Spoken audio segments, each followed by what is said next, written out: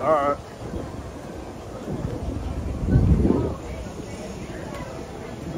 Oh yeah.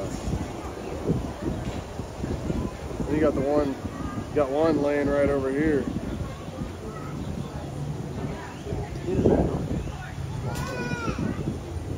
You got another one laying right over there.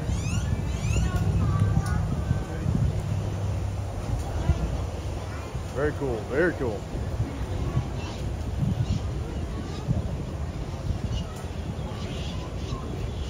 Scared of large mammals like people.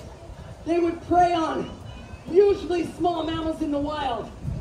But what's happened here, what you're seeing is an extreme example actually of what goes down in the wild when human interference comes into play.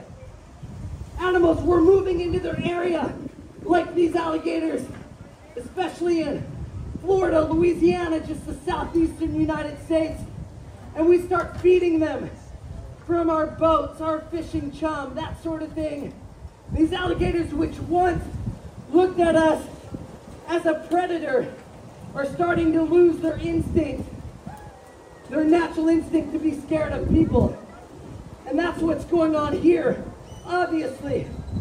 Alligators would normally hang out in the water. They're found at home. I am out of food here. Let's get another bucket in pretty quick. See my hands, they start looking just like rats to these alligators real quick.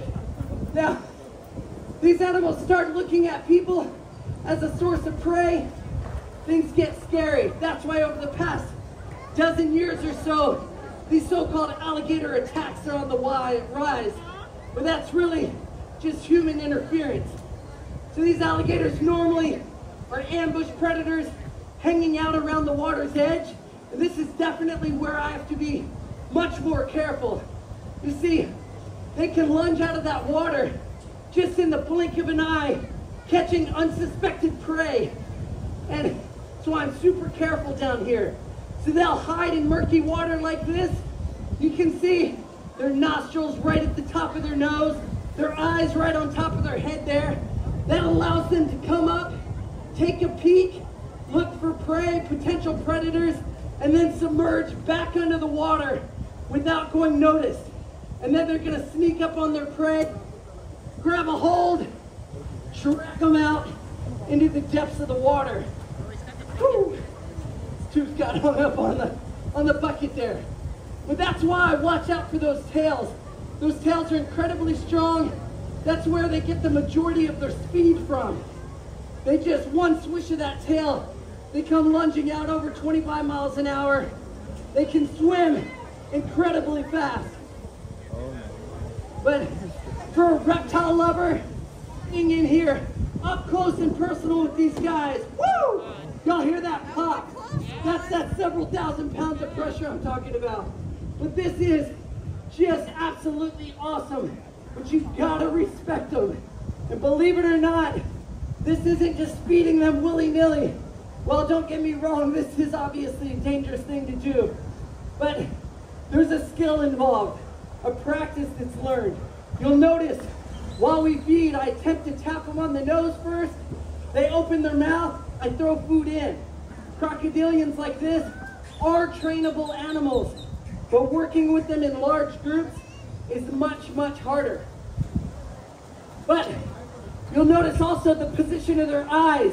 They have great, whoa, peripheral vision, seeing left to right.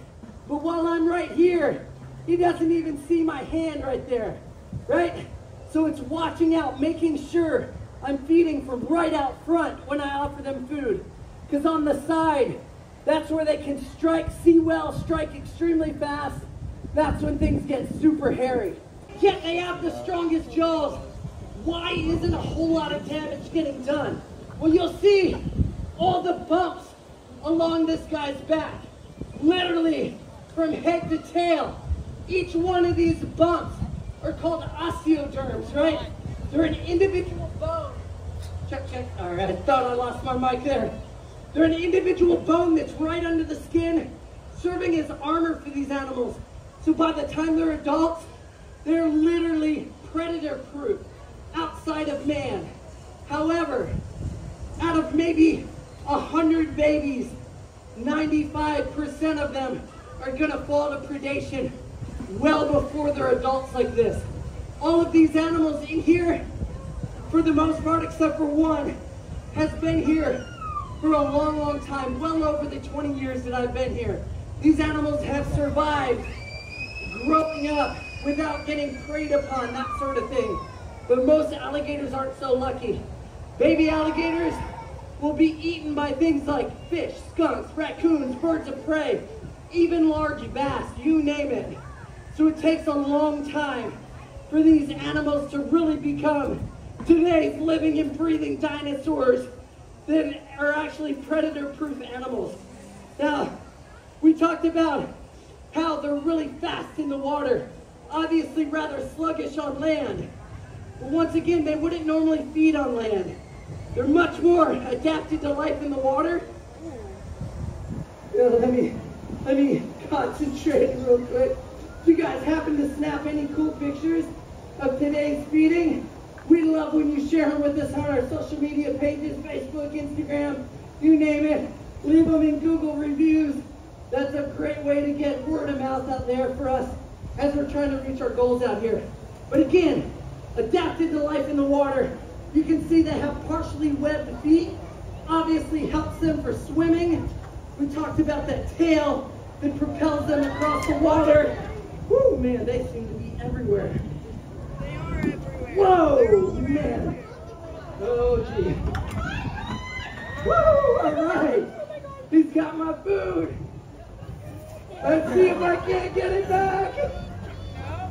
You guys want to know how strong an alligator's jaws is? Well, way stronger than me. Now, what I'm going to try and do here is see if I can't reach in. Woo! Come on, let me hear it. Hey, I've got to take a breather. Man, he's strong. Woo! You'll also see little bitty teeth growing right underneath, growing right back in. So a full set of teeth, they're gonna have 80 to 100 teeth in their mouth, but they shed them constantly throughout their life, giving them a total of literally thousands of teeth in a lifetime. Awesome, awesome stuff. Give our Croc Squad a round of applause.